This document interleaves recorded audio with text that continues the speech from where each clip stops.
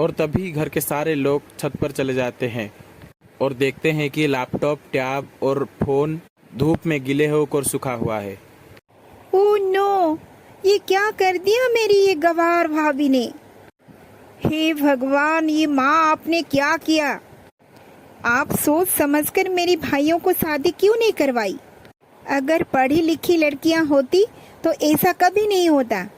अरे मैंने तो सोचा था अगर गांव की लड़कियां बहू बनकर आएगी तो घर को अच्छे से संभाल लेगी।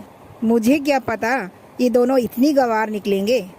कुछ देर बाद तुलसी सबको आवाज लगाती है। अरे कहाँ गए आप सब लोग।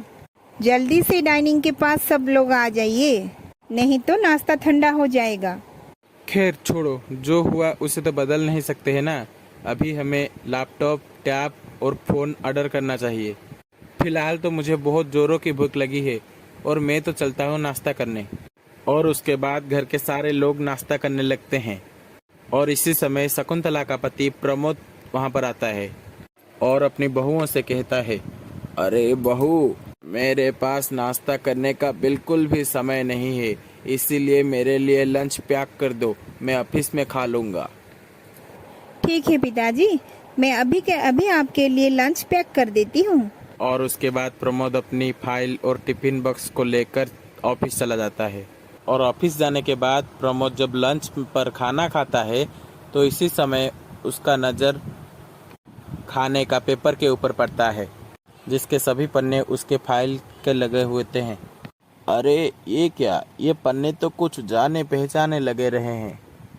और जैसे ही प्रमोद उस पन्ने को देखता है तो वो हैरान रह जाता है। अरे अरे, ये क्या किया इन गवार बहुओं ने। अरे ये क्या, इन्होंने तो मेरी पूरी फाइल और प्रॉपर्टी का सारा पेपर बर्बाद कर दिया। अब मैं उस प्रॉपर्टी का काम कैसे शुरू करवाऊंगा। हे भगवान, कहूँ किस्मत खराब है हमारा भाई। और इसके बाद प्रमोद बहुत दुखी हो जाता है और शाम को घर लौटने के बाद वो शकुंतला के पास जाता है और उसके ऊपर चिल्लाते हुए कहता है, अरे ये सब क्या चल रहा है घर पर। इस घर में तुम्हारी एक गलती की वजह से इस बहुओं ने करोड़ों का नुकसान कर दिया है। अब मैं क्या करूँगा। अरे इन गवार बहुओं ने प्रॉपर्टी के पेपर में पराठा पैक करके मुझे लंच पर दे दिया। अरे इन गवार बहुओं का कुछ करो, नहीं तो मैं इन दोनों को मेरे बेटों से तलाक दिलवा दूंगा। शकुंतला अपने पति की ऊंची आवाज सुनकर रोने लगती है और इसके बाद शकुंतला अपनी दो गवार बहुओं के पास जाती है। क्या वो अपने दोनों गवार बहुओं को निकाल देगी या फिर उन्हें छोड़ देगी। चलो आगे कहानी में देखते हैं। देखा ना तुमने, तुम दोनों ने इस घर में मेरी नाक कटवा दी। क्या क्या मैंने सोचा था और क्या कर दिया तुमने। मैं तो परेशान हो गई हूँ तुम दोनों के संस्कारों को लेकर। माँ जी, आप हमें कच्छू मत कहिए। माँ जी, हम सब सुन लिया था बाबूजी ने जब आपको डांट रहे थे, इसीलिए हम आपको माफ़ी मांग रहे हैं। अब हमें माफ़ कर दीजिए। वो कहा है ना, हमन सब बर्बाद कर दिया। अरे तुम लोग सबकी बात कर रहे हो। अरे तुम दोनों तो हमें कहीं का नहीं छोड़ा।